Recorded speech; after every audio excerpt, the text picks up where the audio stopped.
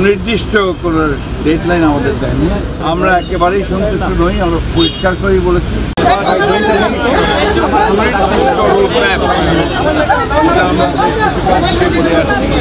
সেই বিষয়ে আমরা বলেছি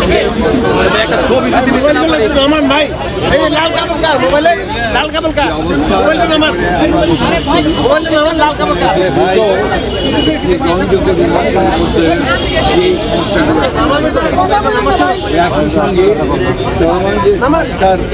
কমিশনগুলো করা হয়েছে, উদ্যোগ নেওয়া হয়েছে সরকারের পক্ষ থেকে। আমরা জানি যে আমরা সেগুলো সম্পূর্ণভাবে সহযোগিতা করছি এবং গত কয়েকদিন আগে আমাদের এই সংস্কারের আমাদের মতামতগুলো আমরা দিয়েছি এবং আগামীকাল সম্ভবত বৈঠক আছে।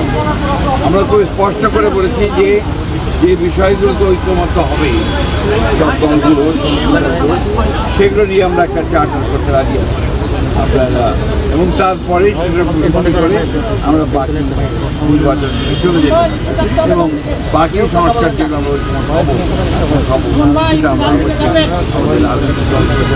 হয়ে আসবে তারা সেগুলোকে পালিত করেন। এটাই হচ্ছে ছিল আমাদের কথার মূল কথা। প্রধান উপদেষ্টা মহোদয় তিনি তার সুনির্দিষ্ট কোনো ডেডলাইন আমাদের দেননি। তিনি বলেছেন ডিসেম্বর থেকে জুনের মধ্যে তিনি নির্বাচন শেষ করতে চান। আজকে আবার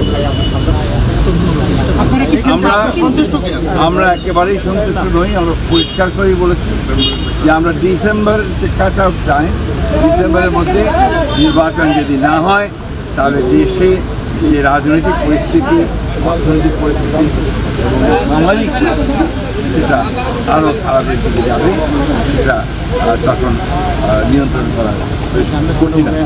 এটা ডিসেম্বরের কথাই বলা হয়েছে, এই কথা বলেননি যে ডিসেম্বরে হবে না, কিন্তু জুন পর্যন্ত নিয়েছে। আমরা এই কথাটা পরিষ্কার করে বলেছি যে আওয়ার কাট অফ টাইমে